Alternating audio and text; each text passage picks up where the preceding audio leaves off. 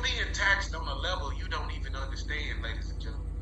And so I want to share some of the facts with you so that we can really put together a strategy against all of these things. Now, here's another question I love to ask, no matter where I am across the country.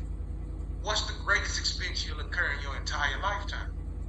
And no matter where I'm at, these are the three everybody stress: home, children, and education. The reason being because these are the real bills in their life. But we want you to understand, if you didn't know, taxes is the greatest expense that you'll ever incur in your entire lifetime. You see, before you were born, taxes were being paid on you. When you breathed your first air, taxes were being paid on you. But did you know after you die, you have to file taxes one more time? Even when you dead, you owe taxes in this country, ladies and gentlemen.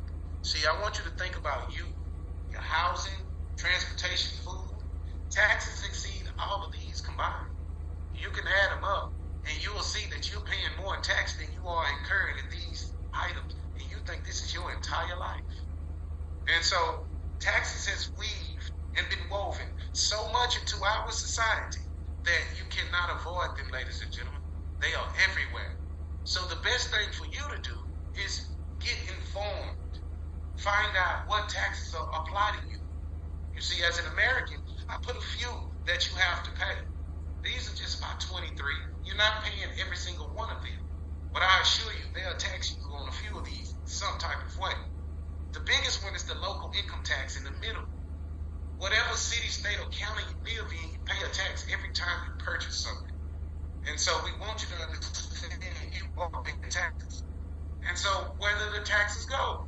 As you can see, tax dollars are spent in many places, but majority to the military. And so you know where your money is being spent, you know where it's going, and by law, they must collect. And so if you know all of this has happened because you chose to earn it, ladies and gentlemen, pose to you, what's your tax strategy? And when I say what's your tax strategy, I mean specifically, what do you do to lower your tax liability? See, they have a plan for you, but do you have a plan for them? And so that's what we want to go over today. I want to teach you that there's two tax systems in our country, one for employees and one for business owners.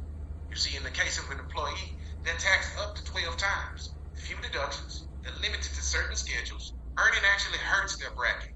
They're taxed on their income before they even receive it, and you're given a retirement date of 20 years using it. They don't need you after that.